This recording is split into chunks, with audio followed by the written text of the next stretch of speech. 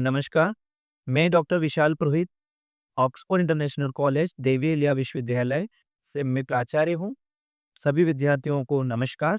मैं आपको आज एक महत्वपूर्ण टॉपिक बताने जा रहा हूँ, जिसके विषय का नाम है रिटेल मैनेजमेंट।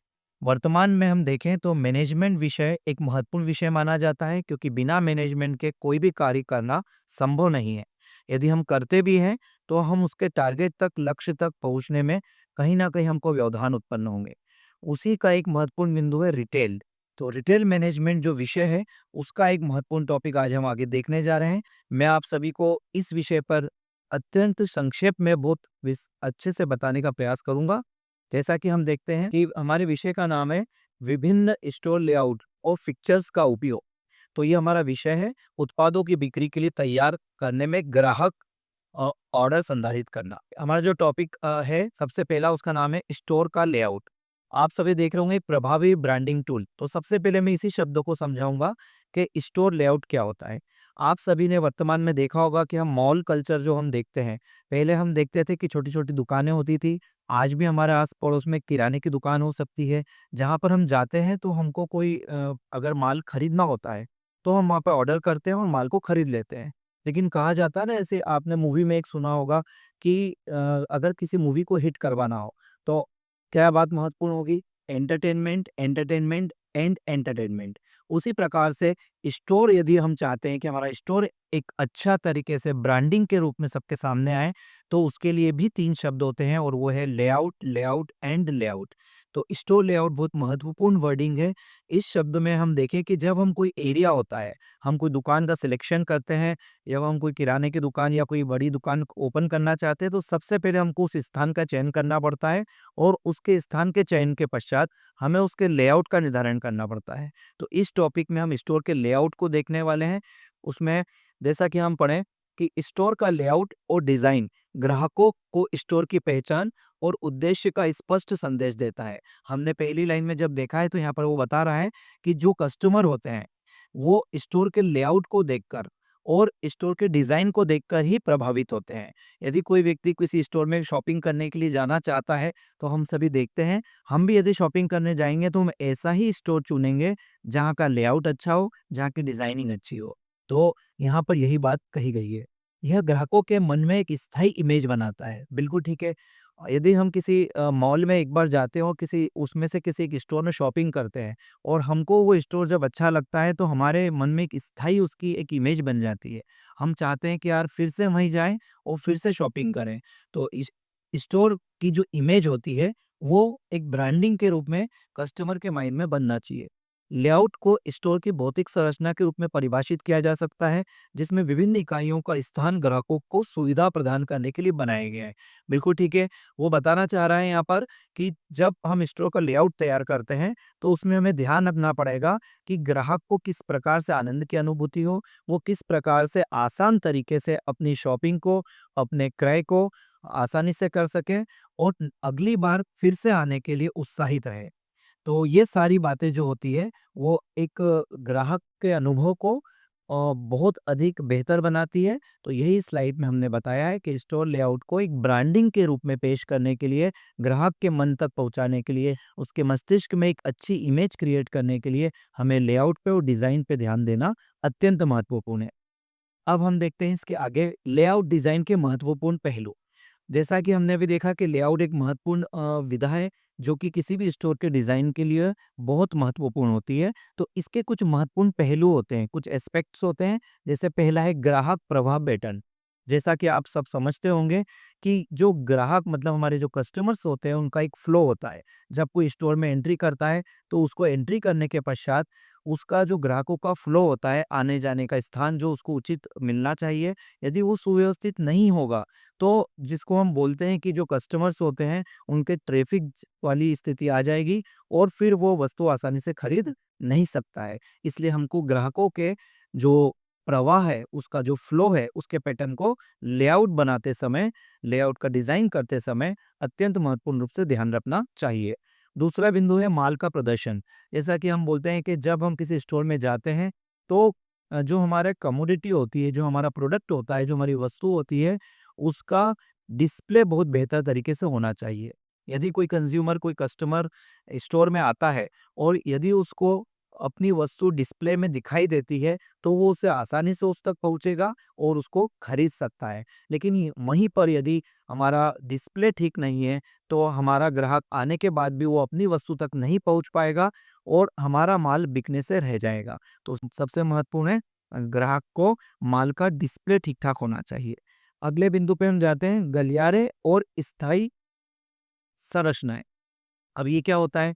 यहाँ पर गलियारे का मतलब है कि जो एक स्पेस होती है, आपने देखा होगा कि हम जब किसी शोरूम पे या स्टोर में जाते हैं, तो वहाँ पर अलग-अलग प्रकार की रेक्स लगी होती है, अलग-अलग प्रकार की टेबल लगी होती है, जो पिक्चर्स में हम आगे देखने वाले हैं, परंतु उनके बीच की दूरी, उनका जो डिस्टेंस होता है, वो प्रॉपर होना चाहिए। ऐसा ना हो कि एक प्रकार की वस्तु जब कहीं पे देख रहा हो और पीछे उसको कहीं पर दूसरी प्रकार की वस्तु उससे टच हो रही हो, तो जो बीच की स्पेस होना चाहिए, वो प्रॉपर होना चाहिए और पूरे स्टोर में इस बात का हमको ध्यान रखना पड़ेगा। यही इसकी बेसिक स्ट्रक्चर में हमको ध्यान रखने योग्य बात है। तो हमने देखा कि लेआउट के कुछ महत्वपूर्ण पहलू कौन से हैं। अब हम आगे बढ़ते हैं और देखते हैं एक प्रभावी लेआउट जो होता है उसका क्या इम्पोर्टेंस होता है। तो जो स्टोर लेआउट होता है उसका महत्व समझने के लिए हमारा पहला बिंदु है ब्रांड की पहचान स्थापित करना। अब ये क्या कहता है, आप सभी को पता होगा, आप जो चित्र में भी देख रहे होंगे कि जब कोई स्टोर में इस प्रकार से हमारी वस्तुएं पड़ी होती है, हमारी वस्तुएं वहां पर हम डिस्प्ले में रखते हैं, तो उसमें पहला बिंदु है ब्रांड की पहचान।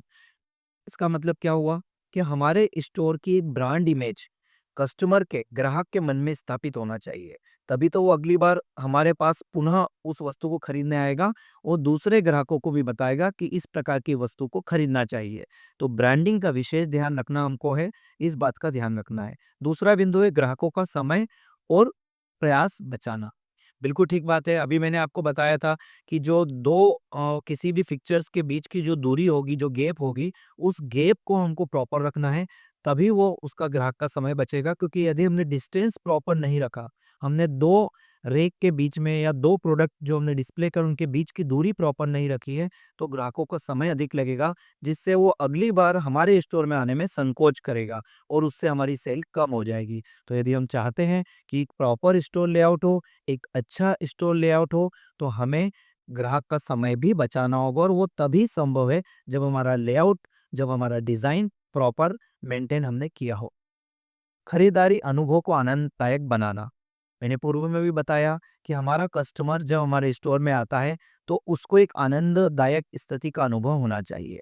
इसका मतलब है कि हमारे स्टोर का डिज़ाइन, हमारे स्टोर का जो लेआउट है, वो इस प्रकार से हम डिसाइड करें कि वहाँ का जो वातावरण है, वहाँ का जो एटमॉस्फियर है, वो उसको प्रसन्नता का अनुभव कराए। ग्राहक शॉपिंग करते समय थके नहीं, वो टायर्ड महसूस ना करें, बल्कि वो शॉपिंग करने के बाद जब बाहर निकले, तो उसको एक आनंद की अनुभूति हो और वो ऐसा चाहे कि अगली बार मैं इससे भी अधिक समय के लिए इस स्टोर में शॉपिंग करने के लिए आ सकता हूँ। तो इस पहलू पे हमको ध्यान देना है। अगला बिंदु है बिक्री और ग्राहक संतुष्टि में वृद्धि करना। बिल्कुल ठीक बात है। हमारी सेल्स को हमको बढ़ाना है, तभी तो हम स्टोर लेआउट के डिज़ाइन बनाना चाहेंगे। तो सेल्स में वृद्धि, बिक्री में वृद्धि तो करना ही करना है, साथ में ग्राहक की संतुष्टि, जो हमारा कस्टमर है, उसके सैटिस्फैक्शन को भी हमको ध्यान में रखना पड़ेगा और वो तभी संभव होगा, जब हम हमारे कंज़्यूमर के लिए हमारे स्टोर में बेहतरीन व्यवस्थाओं को लागू करेंगे। हम उन नीति को बनाएँगे, जिससे हमारा कस्टमर हमारे स्टोर में आकर आनंद की अनुभूति करे, लंबे समय तक हमसे जुड़े, अन्य ग्राहकों को लाए, तभी हमारी बिक्री में वृद्धि संभव हो पाएगी।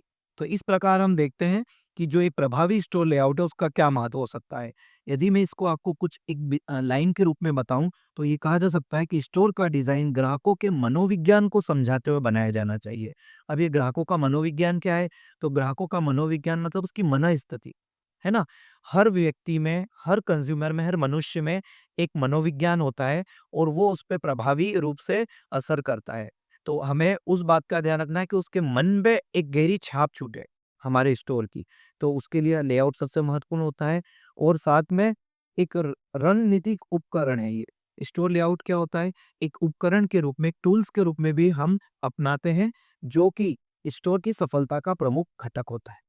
तो इस प्रकार आप समझे होंगे कि स्टोर लेआउट का जो महत्व है वो वर्तमान में कितना महत्वपूर्ण है। हम आज किसी मॉल में जाते हैं कि जो कि मॉल कल्चर है, उस मॉल कल्चर में हम देखते हैं कि अलग-अलग प्रकार के ब्रांड की वस्तुएँ अलग-अलग स्पेस लेकर अपने स्टोर का डिज़ाइन करती है, उसको मेंटेन करती है और हम जब मॉल में किसी एक स्टोर से दूसरे स्टोर में जाते हैं, तो हमको वो अंतर भी स्पष्ट रूप से दिखाई देता है कि हाँ, इस स्टोर में हम गए थे तो हमको खरीदारी करने में बहुत अच्छा लगा था, लेकिन इस स्टोर में आए तो थोड़ा-सा दूरी कम होने के कारण या वस्तुएँ का डिस्प्ले ठीक ना होने के कारण हम अपनी वस्तु तक नहीं पहुँच पाते हैं। तो ये महत्वपूर्ण बिंदु आपको ध्यान में रखना चाहिए, तभी हमारा एक सफल स्टोर लेआउट हमारे सामने दिखाई देगा। अब हम देखते हैं स्टोर लेआउट की योजना बनाने में निम्नलिखित चरण शामिल है। अभी हमने देखा कि स्टोर लेआउट क्या होता है, उसका क्या महत्व होता है, उसके महत्वपूर्ण बिंदुओं में चर्चा करी। अब हम देख रहे हैं कि इसके चरण क्या होते हैं, मतलब एक स्टोर लेआउट को जब हम बनाना चाहेंगे तो उसकी क्या स्टेप्स होगी, एक-एक बिंदु पे हम चर्चा करते हैं। पहला है स्थान की उपलब्धता का निर्धारण। जैसा कि आप देख रहे हैं कि स्थान की उपलब्धता सबसे महत्वपूर्ण बिंदु है। जब हम कोई स्टोर डिज़ाइन करते हैं, तो हमको सबसे पहले हमारे को स्थान पे ध्यान देना होगा।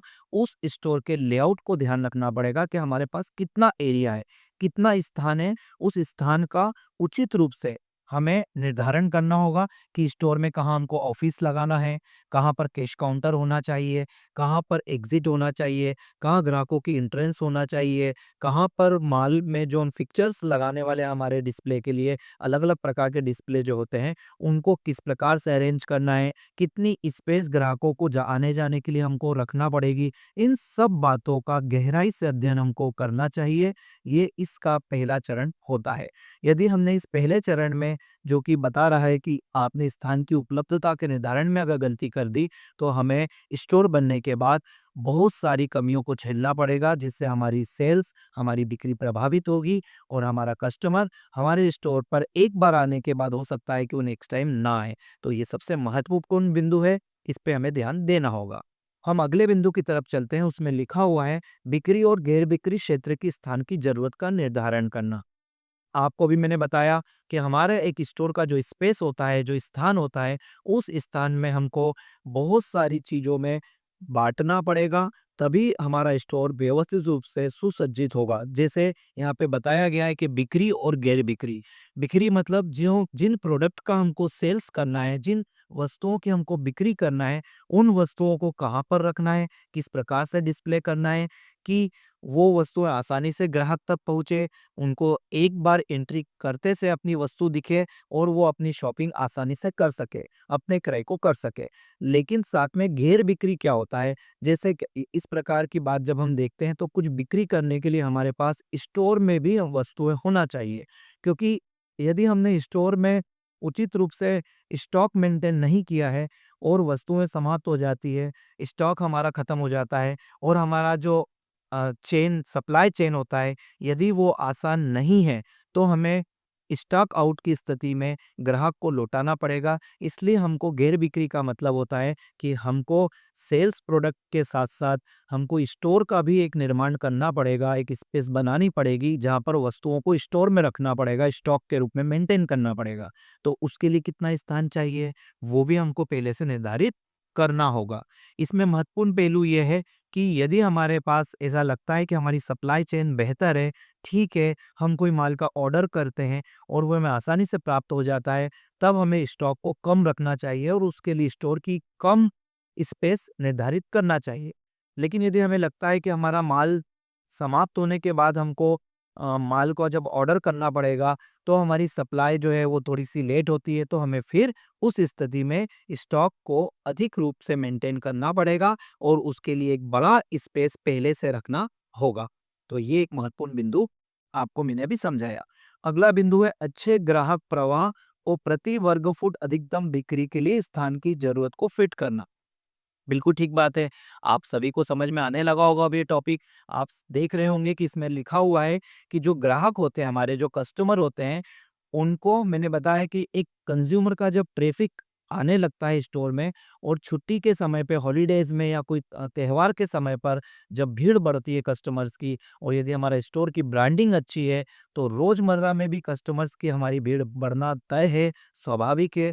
तब हमें ये दिक्कत आ सकती है, यदि हमने पहले से उस पर ध्यान नहीं दिया, तो दिक्कत क्या आ सकती है कि ग्राहकों का जो रूट होता है, यदि हमने उसमें स्पेस नहीं छोड़ी है, हमने प्रॉपर जगह उसके लिए नहीं रखी है कि ग्राहक, यदि ज़्यादा भीड़ होती है, तो आसानी से अपना माल को खरीद सकता है, अपने प्रोडक्ट को देख सकता है, तो उस स्थिति में हमें समस्या आएगी। तो हमें इस बिंदु को ध्यान में रखना है कि हमको ग्राहक का प्रवाह, जो कंज़्यूमर का हमारा फ्लो है, उसके लिए हमको प्रति वर्ग फुट की स्पेस को अच्छे से छोड़ना पड़ेगी, और प्रॉपर रूप से हमको जगह ग्राहकों के लिए रखना पड़ेगी। साथ में स्थान की ज़रूरत को फिट करना, मतलब स्थान की ज़रूरत हमारे जो डिस्प्ले है उसके लिए, ग्राहकों के आवागमन के लिए, और साथ में हमारे जो बैक के कार्य होते हैं, जैसे स्टोर हो गया है, स्टॉक मेंटेन करने के लिए स्टोर जो होता है, साथ में ऑफ़िस होता है, हमारा कैश काउंटर होता है, उन सब के लिए स्थान का निर्धारण हमको पूर्व में ही व्यवस्थित रूप से कर लेना चाहिए।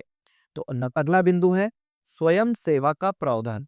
आप सभी को पता है कि बहुत सारे स्टोर्स में ऐसा भी होता है, बहुत सारे लेआउट ऐसे भी डिज़ाइन किए जाते हैं जहाँ पर सेल्फ सर्विस होती है। अब ये सेल्फ सर्विस आप अच्छे से समझते होंगे, हमको ऐसी वस्तुओं को खरीदने की आजकल आदत हो गई है, ज़्यादातर युवाओं में। वो चाहते हैं कि हम अपना जो प्रोडक्ट है उसको खुद विज़िट करें, खुद देखें, और हम सेल्फ रूप से सर्विस लें, हमको कोई बताए ना। तो इसलिए सेल्फ सर्विस वाले जो काउंटर होते हैं, उनको भी हमको उचित रूप से हमारे स्टोर लेआउट को बनाते समय ध्यान में रखना है कि कौन-सी वस्तु ऐसी है जो सेल्फ सर्विस के रूप में होगी, और वहाँ से कस्टमर जब आकर अपनी सेल्फ सर्विस करेगा, जो स्वयं सेवा का प्रावधान है, उसको हमको ध्यान में रखना होगा। तो इस बिंदु को भी हम समझ चुके हैं। हमारा जो अंतिम बिंदु है, वो है व्यापारिक प्रस्तुति, तकनीकों के प्रकार। अब ये बिंदु क्या कह रहा है कि जो हमारी व्यापारिक प्रस्तुति है, जैसे कि हम बताते हैं कि इसमें हम देखें टाइप्स ऑफ मर्चेंडाइज, जो होता है, जो मर्चेंडाइज का मतलब हमारी वस्तु, हमारा प्रोडक्ट, उसका जो तकनीक है, उसके प्रकार। जैसे मैंने बताया कि हमारी जो व्यापारिक वस्तुएं हैं, उनको हमको डिस्प्ले करना है, तो उसकी टेक्निकल टाइप्स भी बहुत सारी होती है कि हमको हमारी वस्तु को डिस्प्ले किस प्रकार से करें। तो उसकी जो टाइप्स है, हम आगे अगली स्लाइड पर देखने वाले हैं। तो यहाँ पर मैं इतना ही बताऊंगा, और इस स्लाइड के जो चरण थे, ये स्टेप्स थी, जब हम इस स्टेप्स का, इन चरणों का पूरा ध्यान रखेंगे, तो यकीनन हमारे सामने एक अच्छा स्टोर लेआउट तैयार होगा। एक ऐसा स्टोर तैयार हो जाएगा जहां पर कंज्यूमर की आवाजावी भी आसानी से होगी, हमारे प्रोडक्ट का डिस्प्ले भी अच्छा होगा, और जैसा कि कहा जाता है कि हम उसमें ध्यान रखेंगे कि कौन से वर्ग आयु वाले लोग उसमें आने वाले हैं। तो यदि युवा वर्ग आने वाला है, तो हमको उन चीज़ों का भी ध्यान रखना है कि संगीत जो होता है, म्यूज़िक जो होता है, वो हल्का-हल्का बजता रहे। हमारा जो कलर कॉम्बिनेशन है, वो भी उनकी सोच के मुताबिक हो, है ना? तो इन सब बातों को हमको ध्यान में रखते हुए हमारे स्टोर लेआउट का निर्धारण इन निम्नलिखित चरणों के माध्यम से करना होगा। हम नेक्स्ट स्लाइड पे देखते हैं। तो अब आता है हमारे सामने types of store layout. Store layout के प्रकार, जैसा कि आप देख रहे होंगे कि अभी तक हमने जिन पूरी बातों पे चर्चा करी है, उन सभी में स्टोर लेआउट शब्द बार-बार आया है। तो स्टोर लेआउट को हमने समझ लिया, लेकिन अब उसके टाइप्स क्या होते हैं? जैसा मैंने अभी आपको बताया कि इनके कुछ प्रकार होते हैं। उन प्रकारों में से मुझे मेरे स्टोर का किस प्रकार से लेआउट करना है, वो मैं इन स्टोर लेआउट के टाइप्स को समझने के बाद ही निर्धारित कर पाऊँगा। क्योंकि मुझे जब तक ये पता नहीं होगा कि किस स्टोर लेआउट का क्या फ़ायदा होता है, उस तब तक मैं अपने लिए जो मेरे को इन स्टोर लेआउट में से एक स्टोर लेआउट चुनना है, मैं नहीं चुन पाऊँगा। तो हम इनको एक-एक करके समझते हैं। जैसे पहला आपके सामने लिखा है ग्रिड लेआउट, ये क्या होता है? हम आगे देखते हैं। दूसरा होता है फ्री फ्लो लेआउट, तीसरा होता है लूप लेआउट, और चौथा होता है स्पाइन लेआउट। इसके अलावा भी कुछ होते हैं, परंतु हमारे जो पाठ्यक्रम है उसमें महत्वपूर्ण रूप से इन्हीं को शामिल किया गया है, इसलिए हम एक-एक करके इन पर चर्चा करते हैं। और सबसे पहले हम लेते हैं ग्रिड लेआउट। क्या होता है? तो जैसा कि आप देखते होंगे, हम सबसे पहले ग्रिड लेआउट को समझने से पहले इस चार्ट को देखते हैं, इस चित्र को देखते हैं। इसमें हमको समझ में आएगा, हम कभी जब किसी स्टोर में गए भी होंगे, जब हम मॉल में गए होंगे, तो हमने देखा होगा कि इस प्रकार के लेआउट पे हमने शॉपिंग की है। जैसे कि इसमें आप देख रहे हैं कि एक एंट्री है, जहाँ से कस्टमर एंट्री लेगा, और उसके बाद एंट्री लेने के बाद एग्जिट का पॉइंट अलग जगह पे होता है, आप देख रहे हैं। उसके अलावा बीच में ये जो अलग-अलग आपको दिख रहे हैं, ये हमारे फिक्चर्स हैं। ये हमारे लेआउट में माल को डिस्प्ले करने के लिए रखे जाने वाले फिक्चर्स हैं। तो हमने अलग-अलग जो फिक्चर्स रखे हैं, जो रेक रखी है, उनके बीच में देखिए आप दूरी दे रखी है, जो मैं बता रहा था कि कंज्यूमर, कस्टमर के लिए एक उचित दूरी होना चाहिए कि वो उनके बीच में से आसानी से आवागमन कर पाए, आसानी से आ जा सके। इधर ऑफिस की स्पेस दे रखी है, जहाँ पर कुछ ऑफिस वर्क होते हैं। साथ में काउंटर होता है, कैश काउंटर, जो कि एग्जिट के पहले होगा, जहाँ पर हमारे प्रोडक्ट में जितनी वस्तुएं कस्टमर ने परचेस करी है, वहाँ उसकी बिलिंग हो पाएगी। तो इस प्रकार का जो लेआउट होता है, उसको बोलते हैं ग्रिड लेआउट। अब हम इसे समझते हैं। तो ग्रिड लेआउट जो होता है, उसका अगर हम एक लाइन में अगर बात करें, तो यहाँ पर लिखा हुआ है कि पंक्तियों और कॉलम में व्यवस्थित संरचना। देखिए, आप देख रहे होंगे, पंक्ति का मतलब है रो वाइज, और कॉलम का मतलब है कि जो सीधे दे रखे हैं। तो रो और कॉलम में जो हमारा लेआउट तैयार हम करते हैं स्टोर के लिए, वो ग्रिड लेआउट होता है। और ये ग्रिड लेआउट बहुत कॉमन जो हमारा स्टोर लेआउट है वो है। अधिकांश जगहों पे हम इस लेआउट को देख सकते हैं। अभी तक हमने भी कई जगह शॉपिंग करी होगी, और अब आप जब शॉपिंग करने जाएंगे, जब कुछ खरीदारी करने जाएंगे, तो यकीनन आप समझ पाएंगे कि हाँ, ये ग्रिड लेआउट वाला स्टोर है, क्योंकि अब आपने इसको समझ लिया है। इसके कुछ बिंदुओं पे चर्चा यदि हम करें, बिंदु हमारा जो है वो है ग्रिड लेआउट में समान अंतर गलियारे, मतलब पैरेलल अलाइसेस होते हैं, जिनके दोनों ओर समान मर्चेंडाइज को रखा जाता है। देखिए, मैं आपको इस चित्र में बताता हूँ। जैसे कि ये हमारा एक फिक्चर्स है। इस फिक्चर्स में इस तरफ भी कुछ शर्ट्स रखे हैं, और उसके दूसरी तरफ भी शर्ट्स रखे हैं।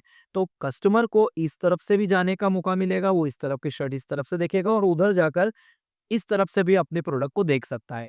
तो यहाँ पर वही बात बताई जा रही है, और वो बोलना चाह रहा है कि इस बीच की जो स्पेस है, इनके बीच की, जिसको वो गलियारा बोल रहा है, जिसको अलाइसेस बोलते हैं, उनके बीच की गैप प्रॉपर होना चाहिए, कि कस्टमर जब उसके बीच में से अपने प्रोडक्ट को देखे, उस डिस्प्ले में रखी हुई वस्तुओं को जब देखे और परचेस करने के लिए उसका मन बने, तो वहाँ पर कहीं भी कोई कस्टमर का, ग्राहक का कोई ट्रैफिक ना हो जाए इतना ज़्यादा कि उसको लगे कि यार, आज हम इस वस्तु को नहीं खरीदते, चलो छोड़ो। तो उस बात का विशेष रूप से ग्रिड लेआउट में ध्यान रखा जाना चाहिए, तभी ग्रिड लेआउट सफल हो सकता है। दूसरा महत्वपूर्ण बिंदु है कैश रजिस्टर। आमतौर पर स्टोर के प्रवेश या निकास पर, मतलब एंट्रेंस पर या एग्जिट पर होता है। बिल्कुल ठीक बात है, मैंने आपको शुरू में ही बताया था कि जो कैश काउंटर होते हैं हमारे, वो या तो एंट्रेंस पे होना चाहिए, और या फिर एग्जिट पे होना चाहिए।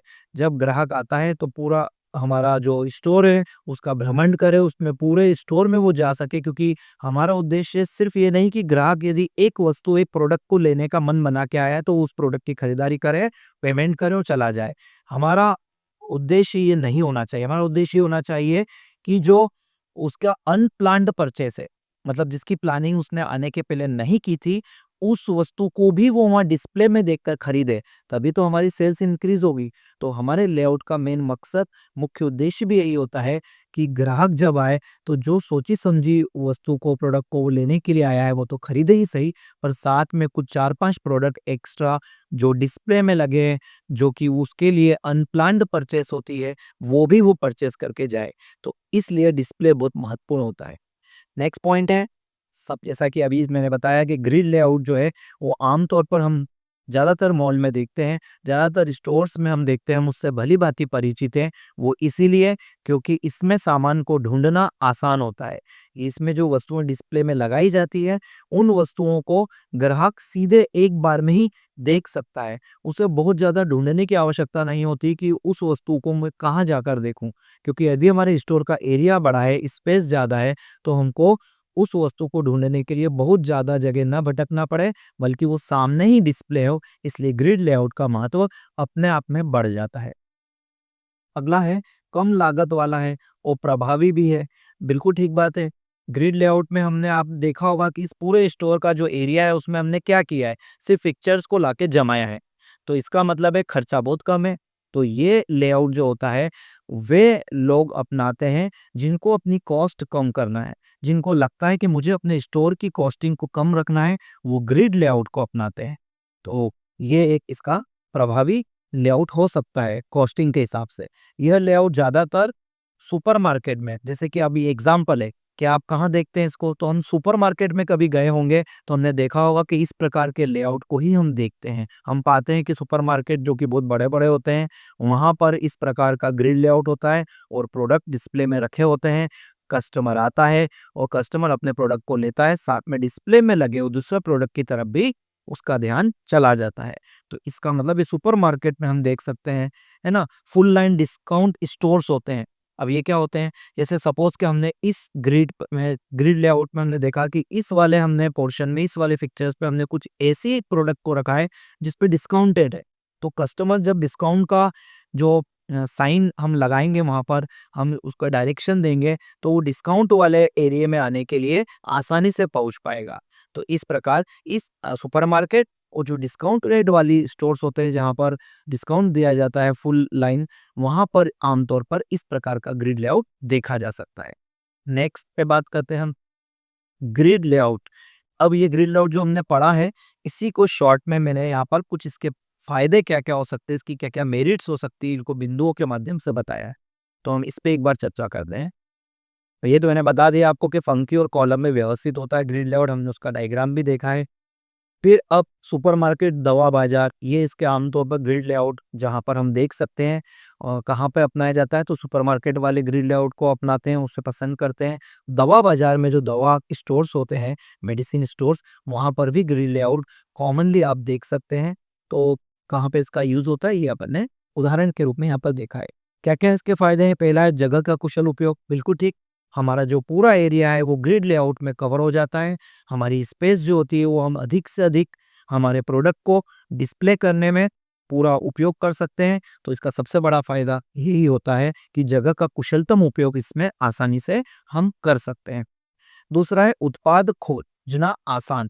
यदि हम अपने प्रोडक्ट को ढूँढ रहे हैं, खोज रहे हैं, तो हमें बहुत ज़्यादा नहीं खोजना पड़ेगा। ग्रिड लेआउट में हमें हमारा डिस्प्ले में आसानी से हमारा प्रोडक्ट मिल जाएगा और कस्टमर अपने प्रोडक्ट के पास पहुँचकर उस प्रोडक्ट को लेकर बिलिंग कर कर एक आनंददायक शॉपिंग का अनुभव ले सकता है। ग्राहकों को व्यवस्थित तरीके से खरीदारी के लिए मार्गदर्शन करता है। ग्राहक जो होता है उसको गाइड करने के लिए अलग-अलग जगह पे साइनेज होते हैं, जहाँ पर हमको साइन लगे होते हैं कि अब आपको यहाँ जाना है, आपको वहाँ जाना है। तो ये ग्रिड लेआउट में समस्या नहीं आती है। इसमें आसानी से कस्टमर जो होता है अपने व्यवस्थित तरीके से अपनी वस्तु तक पहुँचता है और इसमें ऑटोमेटिकली वो गाइड मार्गदर्शन उसको मिलता रहता है कि मेरी वस्तु यहाँ पड़ी हुई है। इसी प्रकार से उस लेआउट में उसको डिज़ाइन किया जाता है। नेक्स्ट पॉइंट है अधिकतम उत्पाद प्रदर्शन के लिए उपयुक्त। मैंने अभी बताया कि हमारे मैक्सिमम प्रोडक्ट इस लेआउट में आपको डिस्प्ले में दिखाने के लिए, रखने के लिए, सेल करने के लिए आसानी से स्पेस मिल जाती है। यही इस लेआउट की एक महत्वपूर्ण भूमिका, एक महत्वपूर्ण विशेषता कैरेक्टरिस्टिक्स हो सकती है। नेक्स्ट है प्रबंधन और सफाई में आसान। बिल्कुल ठीक बात है। आपने देखा था अभी डायग्राम में भी कि स्टोर लेआउट में प्रॉपर हमको स्पेस भी मिलती है। तो आपको पता होना चाहिए कि कोई भी स्टोर तभी सक्सेस होगा, तभी सफल होगा जब वहाँ का वातावरण, एटमॉस्फेयर अच्छा होगा। मेरा कहने का मतलब है कि वहाँ पर सफाई की प्रॉपर व्यवस्था हो, एक अच्छे से साफ-सुथरा माहौल हो। तो इसलिए सफाई की व्यवस्था जो यहाँ लिखा है वो आसान होनी चाहिए और मैनेजमेंट, उस लेआउट का मैनेजमेंट, क्योंकि हमें लंबे समय तक स्टोर लेआउट चलाना है, स्टोर को चलाना है, तो बार-बार हम लेआउट बदलते नहीं हैं। तो प्रबंधन और सफाई में भी हमें स्टोर जो लेआउट में ग्रिड लेआउट सबसे अच्छा माना जाता है। तो हमने ग्रिड लेआउट पे पूरी चर्चा की है। अब हम नेक्स्ट लेआउट पे चलते हैं जिसका नाम है फ्री फ्लो लेआउट। जैसा नाम से ही समझ में आ रहा है, फ्री फ्लो लेआउट। अब ये फ्री फ्लो लेआउट क्या है? इसका मतलब अगर इसके नाम से हम समझने की कोशिश करें तो प्यारे विद्यार्थियों, इसमें फ्रीली, बिना किसी बंधन के ग्राहक कहीं से भी आकर अपने इस स्टोर के पूरे एरिया में आवागमन कर सकता है। उसे कहीं बंधन नहीं कि पहले इधर ही जाना है, फिर दाएँ मुड़ना है या बाएँ मुड़ना है। ऐसा कहीं-कहीं आप देखते हो कि किसी-किसी स्टोर में साइनेज होते होंगे, मार्गदर्शन के लिए, गाइडेंस के लिए कि आपको इधर मुड़ना है। लेकिन ये फ्री वाले में इस प्रकार की आपको चीज़ देखने को नहीं मिलेगी। यहाँ पे हम कोई भी चीज़ जो हमको पसंद है, हम डिस्प्ले में रखी हुई है वहाँ देखकर और डायरेक्ट उस तक पहुँच सकते हैं। उन प्रकार की वस्तुओं के लिए, वैसे स्टोर्स के लिए फ्री फ्लो लेआउट को अपनाया जाता है। जैसा कि आप पहले चित्र देखिए, यहाँ इस डायग्राम में बताया गया है कि यहाँ पर अ, ए ज एक ही रास्ता होता है। जैसे अभी हमने देखा था कि एग्ज़िट अलग हो सकती है, एंट्रेंस अलग स्थान से हो सकता है। यहाँ पर एक ही होता है, ग्राहकों के फ्लो करने के लिए एक ही एंट्री और एक ही एग्जिट पॉइंट दिया जाता है इस लेआउट में। यहाँ से ग्राहक आया, ये आपको जो लाइन से दिख रहा है डॉटेड लाइन से, ये है कस्टमर का फ्लो। आप देख रहे होंगे कस्टमर कहीं पर भी घूमकर कहीं से भी अपने प्रोडक्ट को डिस्प्ले में देखकर परचेजिंग के लिए आगे बढ़ सकता है। फिर यहाँ पे हमने चेकआउट कर रखा है, यहीं से ग्राहक अपना पूरा आया और चेकआउट यहीं से करेगा। अब इसमें एक फ़ायदा आपको देखना, अगर आप देख रहे होंगे तो आपको दिख रहा होगा सीधा-सीधा कि इस प्रकार के लेआउट को यदि हम स्टोर में अपनाते हैं, तो एक बड़ा फ़ायदा तो सीधा-सीधा ये होता है कि हमारा कस्टमर, हमारा कंज़्यूमर पूरे स्टोर को देखेगा। ऐसा नहीं होगा कि उसने एक प्रोडक्ट दिखा जो उसको लेना है, उस प्रोडक्ट को उसने परचेज़ किया और उसके बाद वो अपना लेके और वापस एग्ज़िट हो गया। नहीं, यहाँ से वो पूरा ले हमारा स्टोर को घूमेगा और घूम के उसे कोई और वस्तु भी डिस्प्ले में पसंद आती है, तो वो उस वस्तु को भी खरीदेगा। इससे हमारी सेल्स बढ़ेगी। तो इस प्रकार के लेआउट की एक विशेषता ये भी होती है। यहाँ पर अलग-अलग तरह के काउंटर होते हैं, कहीं पर रेक्स लगे होते हैं, कहीं पे राउंडेड टेबल लगी होती है और जो है उस कस्टमर के डिस्प्ले के लिए प्रोडक्ट पड़े होते हैं। वॉल साइड भी आप देख रहे होंगे, वॉल साइड को भी पूरा कवर किया जाता है। जो स्टोर की वॉल होती है, उसको भी पूरा यूज़ करके डिस्प्ले के रूप में उपयोग किया जाता है। तो ये लेआउट इस चित्र से आप समझ चुके होंगे। अब मैं कुछ बिंदुओं से इसको आपको एक बार फिर से रिपीट करता हूँ। जैसा कि आप देख रहे होंगे कि फ्री फ्लो लेआउट क्या होता है? लचीला और रचनात्मक लेआउट जो पारंपरिक संरचनाओं से हटकर होता है। तो ये क्या होता है, जैसा कि 2 शब्द देखें, लचीला और रचनात्मकता। लचीला मतलब ये क्या है, ये फ्लेक्सिबल होता है। आप इसमें चेंजेस कर सकते हैं। कैसे चेंजेस कर सकते हैं? लचीलापन का मतलब फ्लेक्सिबिलिटी क्या मतलब क्या होता है कि आज आपने राउंड टेबल को यहाँ रखा है, आपको लगता है कि यार ये राउंड टेबल यहाँ की जगह कहीं और होना चाहिए, तो आपको ईज़िली आप अपने पिक्चर्स को चेंज करके और अपने लेआउट को आपकी प्रोडक्ट के अकॉर्डिंग, जो आपकी वस्तु है उसके अकॉर्डिंग आप अपने लेआउट को आसानी से चेंज कर सकते हैं, बदल सकते हैं। इसलिए इसे कहा गया कि इसमें एक लचीलापन होता है। दूसरा शब्द इसमें उपयोग किया गया रचनात्मकता, क्रिएटिविटी। क्रिएटिविटी ही इस लेआउट की सबसे बड़ी विशेषता है। हमारे पास जो पूरा हमारे स्टोर का एरिया है, उस पूरे एरिया में हम किस प्रकार से क्रिएटिविटी कर सकते हैं, किस प्रकार से रचनात्मकता के माध्यम से हमारी वस्तुओं को डिस्प्ले में रख सकते हैं, जिससे ज़्यादा से ज़्यादा सेल्स हो और कंज्यूमर जो है, कस्टमर जो है, ग्राहक जो है, वो हमारे स्टोर की तरफ आकर्षित हो। उसको किस प्रकार से इफ़ेक्टिव बनाया जाए, प्रभावी बनाया जाए, वो इस प्रकार के लेआउट में हमें करने का पूरा मौका मिलता है। तो क्योंकि ये लचीला होता है, साथ में रचनात्मकता भी होती है इसमें, जिसको हमको पूरा-पूरा उपयोग करना चाहिए और हमारी सेल्स को बढ़ा सकते हैं। आगे हम देखें फर्स्ट पॉइंट, बिक्री क्षेत्र, जो हमारा सेल्स का फ्लोर है, जो ये जैसे हमारा सेल्स का फ्लोर है पूरा, इस पर फिक्चर्स और माल मतलब मर्चेंडाइज को फ्री फ्लोइंग पैटर्न में व्यवस्थित किया जाता है। मैंने आपको अभी यही बताया। तो मैंने जो इस चित्र में बताया वही यहाँ पर बिंदु है। तो एक बार हम जब देखेंगे तो हमको रिपीट भी हो जाएगा और आज ही इस को पढ़ते से हमको ये पूरा का पूरा पैटर्न, पूरा का पूरा ये वाला हमको याद भी रहेगा। तो वो यही बता रहा है कि हमारा जो मर्चेंडाइज है, मतलब हमारा जो प्रोडक्ट है और जो हमारा फिक्चर्स है, उन दोनों में हमारे को फ्री फ्लोइंग पैटर्न होता है। हम इसको अपने अकॉर्डिंग किसी भी प्रकार से चेंज कर सकते हैं। हमको लगता है कि यार ये प्रोडक्ट जो है वो डिस्प्ले में आगे होना चाहिए, इसकी डिमांड ज़्यादा है, तो हम उस प्रोडक्ट को आगे ला सकते हैं। हमको लगता है कि यूथ का प्रोडक्ट है, उसको उस तरफ कहीं एरिया में रखना चाहिए, तो हम एक ब्लॉक में यूथ से रिलेटेड प्रोडक्ट को रख सकते हैं, डिस्प्ले कर सकते हैं। इससे हमारी सेल्स ऑब्वियसली बढ़ेगी। नेक्स्ट पॉइंट है, यह लेआउट विशेष रूप से स्पेशलिटी स्टोर्स जैसे रीबॉक हो गया, नाइकी हो गया, वहाँ उपयोग किया जाता है। आप गए होंगे स्टोर पे जब खरीदें, तो अभी तक आपने नहीं सोचा होगा, पर आप इस टॉपिक को पढ़ने के बाद जब आप देखेंगे तो आपको ध्यान में आएगा कि इस प्रकार का पैटर्न इन जगहों पर रीबॉक, नाइकी जो होते हैं वहाँ पर हमने ज़रूर देखा होगा। तो ये इसके कुछ उदाहरण थे। यह एक आरामदायक और अनुकूल माहौल प्रदान करता है।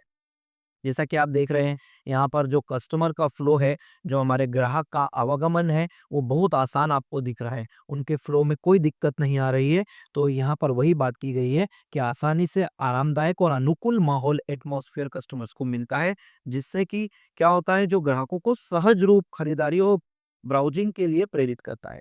अब अगर आपको एक अच्छा माहौल स्टोर में मिलेगा, आपको आरामदायक माहौल मिलेगा, तो आसानी से आप अपनी वस्तु तक पहुँच पाएँगे और आपकी वस्तु परचेस कर पाएंगे।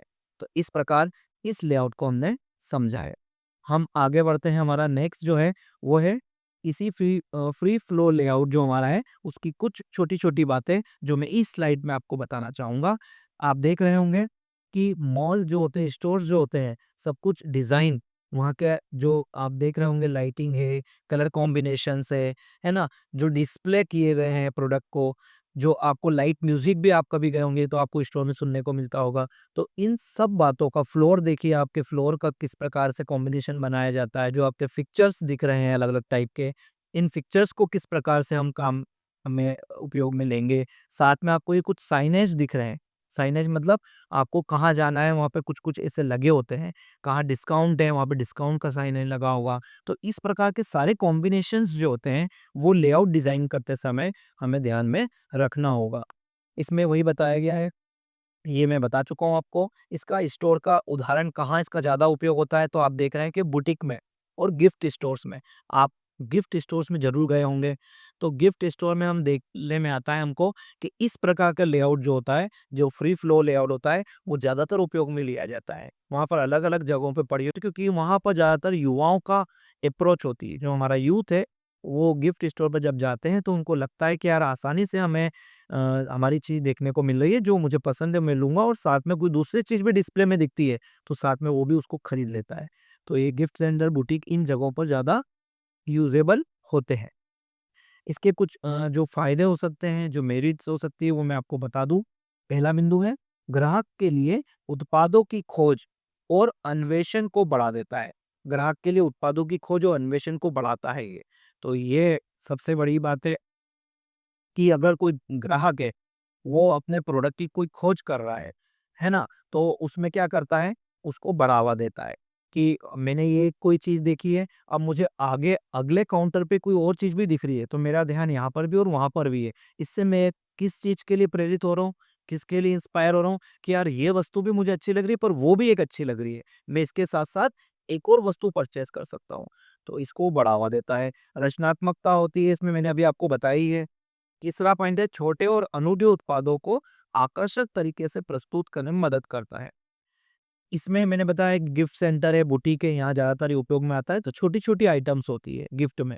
उन छोटी आइटम्स को किस प्रकार बेहतर तरीके से डिस्प्ले किया जा सके, उसके लिए ये लेआउट सबसे महत्वपूर्ण होता है। क्योंकि ग्रिड लेआउट जो होता है वो उसमें बड़े प्रोडक्ट रखे जाते हैं। छोटे प्रोडक्ट जो होते हैं उसके लिए ये आपका फ्री फ्लो लेआउट ये ज़्यादा महत्वपूर्ण होगा, उसके अनुकूल होगा। साथ ही में जो इसका लास्ट पॉइंट है, ग्राहकों को अधिक समय तक स्टोर में बनाए रखने में सहायक। ये भी इसका एक महत्वपूर्ण बिंदु है कि अगर मैं सोच के आया हूँ कि यार मुझे 10 मिनट में कोई प्रोडक्ट खरीदना है, कोई गिफ्ट आइटम परचेज़ करना है और चलना है। लेकिन इस पैटर्न पे, इस लेआउट के पैटर्न में जो फ्री फ्लो लेआउट है उसमें यह संभावना बढ़ जाती है, ये पॉसिबिलिटी बढ़ जाती है कि कंज़्यूमर भले ही 10 मिनट का सोच के आया है लेकिन वो आधा घंटा भी अपना दे सकता है, 1 घंटे तक भी वो शॉपिंग कर सकता है। इससे हमारे स्टोर की सेल बढ़ेगी और वो इसी प्रकार के लेआउट से संभव है। क्योंकि वहाँ पर जब वो मैंने बताया कि कोई प्रोडक्ट को देखेगा, वो देखते-देखते उसका ध्यान कहीं आस-पास रखी हुई और वस्तु पे गया तो उसको मन में एक बात आती है जिसको हम बोलते हैं अनप्लान्ड परचेज़, मैंने पहले भी बताया था, वो इंक्रीज़ होती है।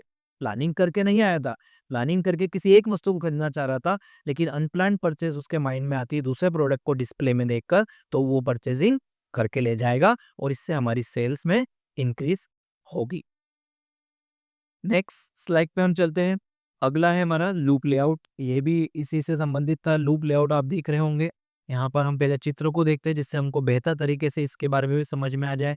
लूप लेआउट नाम से ही समझ में आ रहा है कि इसमें क्या होता है। लूप लेआउट का एक और नाम है ना? क्या नाम है इसका? Race track. अब ये रेस ट्रैक जो है लेआउट और लूप लेआउट एक ही बात है ना? इसमें क्या होता है कि इसमें एक पूरा का पूरा आप देख रहे हैं अगर कंज्यूमर यहाँ से इंटर्ड होता है, इसमें एंट्री और एग्जिट एक जगह पे ही होती है। जब वो एंट्री लेता है तो वो पर्टिकुलर एक ही प्लेस पे चलेगा, उसको कोई साइनेज की जरूरत नहीं है, कोई गाइड करने की ज़रूरत नहीं कि आपको कहाँ जाना है, कहाँ नहीं जाना है, क्योंकि उसमें रास्ता ही एक दिया, रेस ट्रैक मतलब रेस होती है कि नहीं, उस प्रकार से लूप लेआउट और रेस ट्रैक लेआउट में एक ही तरफ से वो जाएगा और वो बाहर पूरा अपना स्टोर को पूरा विज़िट करेगा। सबसे बड़ी बात इसकी ये है कि पूरा स्टोर विज़िट करेगा, वो फिर बाहर यहाँ से एग्ज़िट हो जाएगा। तो इस लेआउट की कारण क्या हो पाएगा, तो आप देख रहे हो कि इसमें स्पेस बहुत ज़्यादा मिल रही है। हमने पूरे स्टोर का जो हमारा पूरा प्लेस था, एरिया था, उस पूरे एरिया को कवर करा। हमने पूरे स्टोर के पूरी वॉल्स पे क्या करा है, हमने यहाँ पर फिक्चर्स लगाए हैं, जहाँ हमारा प्रोडक्ट, हमारा माल डिस्प्ले होने वाला है। तो इससे हमें स्पेस मिली, बीच में हमने पूरा स्पेस जो है वो खाली रखा है और बिल्कुल बीचों-बीच हमारा जो स्टोर का मिडिल प्लेस होगा, वहाँ हमने कुछ हमारे प्रोडक्ट को डिस्प्ले करने के लिए हमने पिक्चर्स को अरेंज किया है। तो इस प्रकार इसका जो अरेंजमेंट है, वो देखते ही समझ में आ रहा है कि आसानी से कोई भी कस्टमर पूरी वॉल वाले प्रोडक्ट को भी देखता हुआ जाएगा, जहाँ उसको लगता है कि यार ये बीच में भी कोई प्रोडक्ट पड़े हैं, तो इस पे भी उसकी नज़र जाएगी और वो उसकी तरफ भी आकर्षित होगा, वहाँ पर भी जाकर वो एक बार अपने प्रोडक्ट को देखेगा और इससे सेल बढ़ने की पूरी-पूरी उम्मीद और 100% नहीं 200% बढ़ जाती है। तो इस लेआउट की विशेषता है। अब हम इसको बिंदुओं के माध्यम से देखते हैं।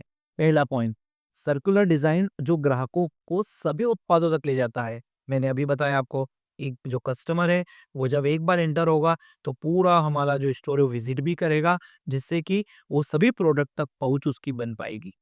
इसमें पहला पॉइंट है मुख्य ग्राहक मार्ग। कस्टमर अलाइज प्रवेश द्वार से शुरू होकर पूरे स्टोर में घूमता है और अंत में ग्राहकों को फिर से सामने लाता है। बिल्कुल ठीक बात, वही बात मैंने अभी आपको बताई कि एक बार एंटर हुआ है, पूरा स्टोर को विजिट करेगा और अंत में वापस वहीं से जहाँ से एंटर हुआ वहीं से एग्जिट पॉइंट पे वो बाहर जाएगा। तो यहाँ पे वही बिंदु बताया गया है। सबसे महत्वपूर्ण बात होती है कि पूरा स्टोर विज़िट करना, अदरवाइज़ कस्टमर आता है, उसको थोड़ा-सा ठीक लगता है और वो वापस बाहर निकल जाता है। लेकिन हमने लेआउट अच्छे से प्लान किया है, वहाँ का एटमॉस्फेयर बहुत अच्छा है, प्रोडक्ट का डिस्प्ले बहुत अच्छे तरीके से किया है, तो हमारे प्रोडक्ट में उसकी आकर्षण क्षमता बढ़ेगी, कस्टमर को आनंद आएगा और वो स्टोर में पूरा स्टोर विज़िट करके अपना पूरा समय देकर पूरे स्टोर को विज़िट करके वो यकीनन कोई ना कोई प्रोडक्ट जो लेने आया था, उसके अलावा भी वो प्रोडक्ट को परचेज़ कर कर ले जाएगा। नेक्स्ट पॉइंट था हमारा, ये ग्राहकों को पूरे स्टोर में घुमाने में मदद करता है। बिल्कुल ठीक बात है, कोई साइनेज देने की आपको ज़रूरत नहीं है, किसी को गाइड करने के लिए वहाँ पर खड़ा नहीं करना पड़ेगा हमें। हमें कोई सेल्समैन या जो हम काउंटर लगा के हम किसी को वहाँ पर स्टैंड करते हैं, खड़ा करते हैं कि आप हमारे कस्टमर को मूव करना, वो करने की आवश्यकता ही नहीं है, क्योंकि वो रास्ता ही उस प्रकार से हमने लेआउट में प्लान किया है कि वो जब एंटर करेगा तो पूरा स्टोर विज़िट ज़रूर करेगा। नेक्स्ट पॉइंट है विभिन्न दिशाओं से उत्पादों को देखने का अवसर देता है और अन्वेषण और आकस्मिक खरीदारी को बढ़ावा देता है। बहुत बढ़िया बात इन्होंने यहाँ बताई है कि विभिन्न दिशाओं से, देखिए आप इसका डायरेक्शन को जब आप एक बार गौर करेंगे, तो सारी दिशाओं से, चाहे ईस्ट हो, वेस्ट हो, साउथ हो, नॉर्थ हो, सब दिशाओं से जब वो एक बार जब सर पूरा राउंड लेगा स्टोर में, तो उसको अपना प्रोडक्ट जो उसने यहाँ से भी देखा था, इस प्रोडक्ट को वो पास में से भी जाके देखेगा, उस प्रोडक्ट को वो यहाँ पे आने के बाद भी पीछे वापस से जाके देख सकता है।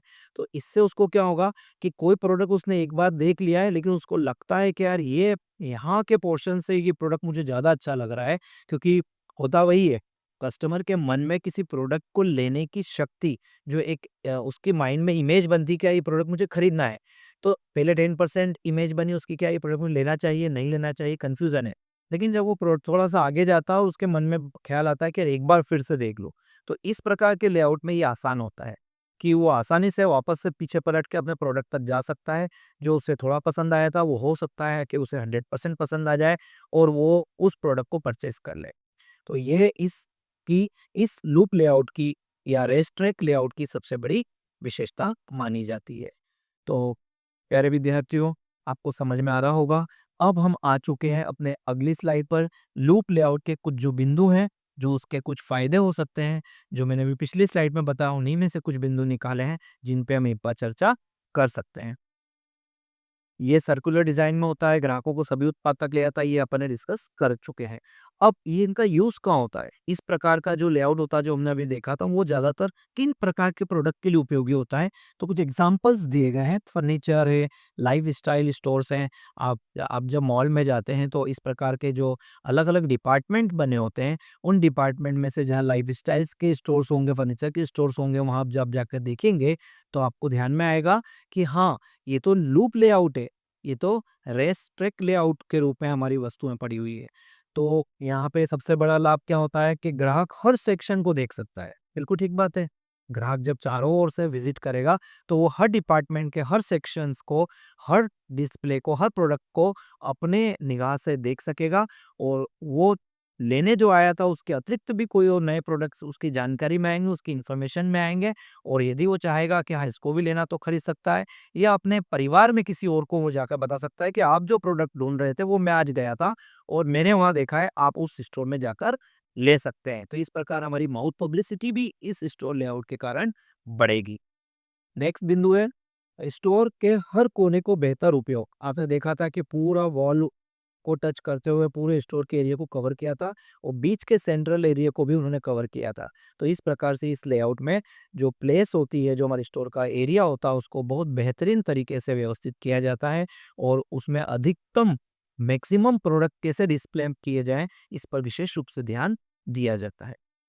नेक्स्ट है ग्राहकों को अधिक उत्पादों के संपर्क में लाने में सहायक। आप जानते हैं कि जब मैं अगर किसी स्टोर में जाऊँ और मुझे सभी तरफ से घूमने का मौका मिले, तो मैं सभी वस्तुओं को देख पाऊँगा।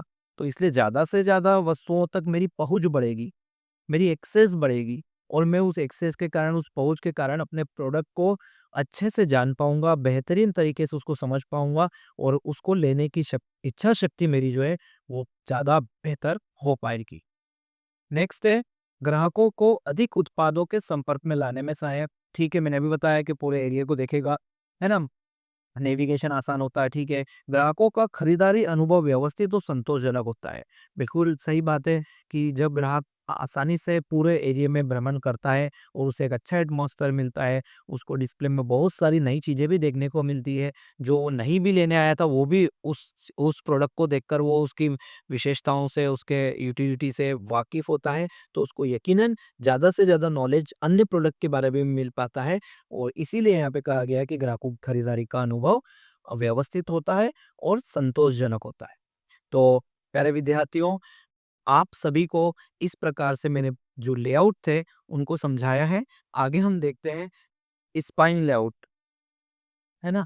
स्पाइन लेआउट क्या होता है? एक मुख्य रास्ता जो विभिन्न सेक्शंस को जोड़ता है, ठीक है? इसमें क्या होता है कि स्पाइन लेआउट अभी हमने डायग्राम में देखा था, है ना? मैं एक बार आपको बता दूँ, ये हमने अभी डायग्राम देखा था। इस डायग्राम के मुख्य रूप से क्या था, एक रास्ता है जो विभिन्न सेक्शंस को जोड़ता है। ये एक मुख्य रास्ता है, जो इधर के और इधर के सेक्शंस को, डिपार्टमेंट्स को जोड़ता है। हम कंज्यूमर जब आता है तो एक मुख्य रास्ता होता है और सारे डिपार्टमेंट को वो अटैच करता है, जोड़ के रखता है। दूसरा पॉइंट है मुख्य ग्राहक गलियारा स्टोर के सामने से पीछे की ओर जाता है, और व्यापारिक विभाग साइड की दीवारों तक फैले हुए होते हैं। बिल्कुल ठीक है, ये रास्ता आपको दिख रहा है, इसके इस तरफ भी कोई डिपार्टमेंट है, इस तरफ भी हमारा डिस्प्ले है प्रोडक्ट के, उस तरफ भी प्रोडक्ट का डिस्प्ले है।